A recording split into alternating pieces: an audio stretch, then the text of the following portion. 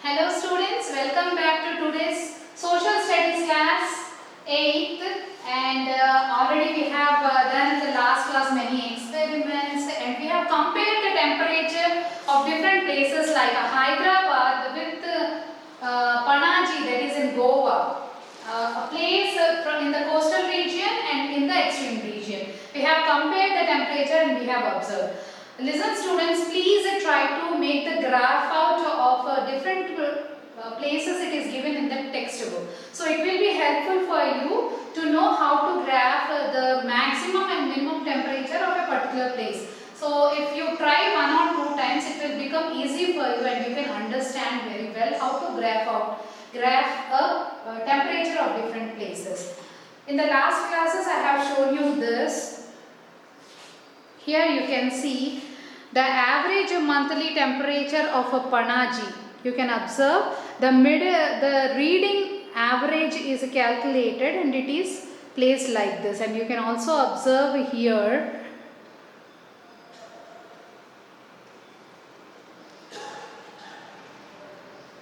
yes, and the average monthly temperature of Hyderabad. This too they have shown. Try to draw this try to draw this graphs in your notebook and identify the graphing, because in the exams there are many questions which are related to graphing. At the end of the textbook some graph measurements are given which you have to draw on the graph. So let us go into the topic now, height and temperature. In the last class we have compared the temperature of a meridian places with the extreme, that is continental places. So now we will compare the temperature, how the height increases, there is a fall in temperature. This already we have learned in class 7 and 6, that to climb a mountain what are the precautions we have to take, and how the climate changes when we move to the heights of the mountains. So let us see in this class how the height affects on the temperature of the particular place or highest peak. Nowadays we can observe it is summer, but still some people go for Ooty and Kodaikanal, which is said to be the cool places even in the summer. How is it possible we are feeling extreme hot in our regions, and how the same time, same month, Ooty is experiencing the cool weather? Let us know in this class how it happens. When in the summer month the temperature are low on the high hills. How the temperatures are low on the high hills. Here you can observe all the time we find the difference between Delhi and Shimla. Where is Delhi? Delhi is in the north part of India and it is also the capital of India. So here Delhi is at an elevation height at about 200 meters above the sea level. So already I explained you in the previous classes that how heights are measured with the help of mean sea level. So it is 200 meters above the sea level. So you can observe here Shimla is at the elevation means height of above 2200 meters above the sea level. So if we compare here Shimla is 2000 meters more height than Delhi. So how much variation we can observe in the height.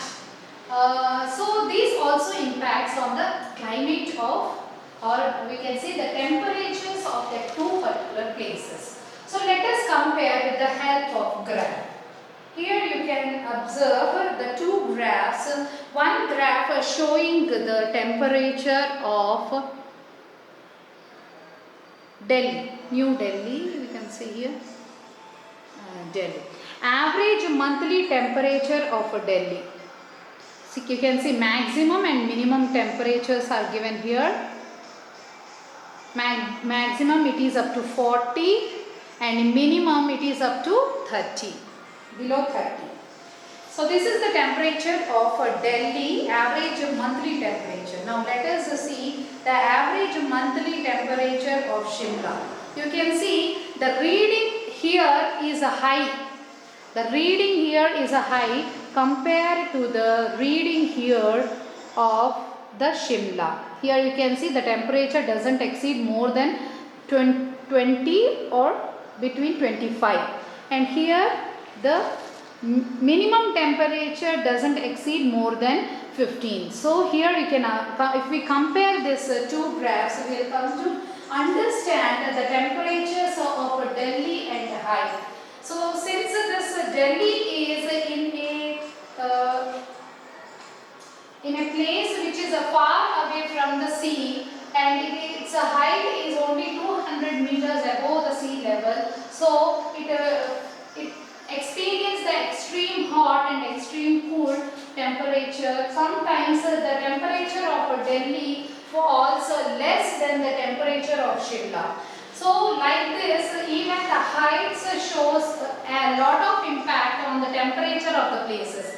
So we have done different kinds of comparison of the temperature. Like in the beginning, we have observed the variation of temperature in 1 year of a Hyderabad average temperatures, and then we have compared the Hyderabad temperature with Panaji, which is in the coastal region of Goa, and we have observed the difference of a temperature due to the winds which blow from the sea on the land and which make the temperature variation. And now we have compared the temperatures of Delhi with the Shimla, where even when the height increases, highest elevations, in the highest elevation, the temperature is very extreme cool. That is the reason even in the summer, Ooty and Kodaikanal experience a cool atmosphere. So how wonderful the creation of God is. You can experience both cool and hot in the same country. So here we will move to the next topic, that is inversion. What is inversion? The cooler temperature near the ground level are due to the less amount of solution insolation. What is insolation? I have explained you in the last class what is insolation.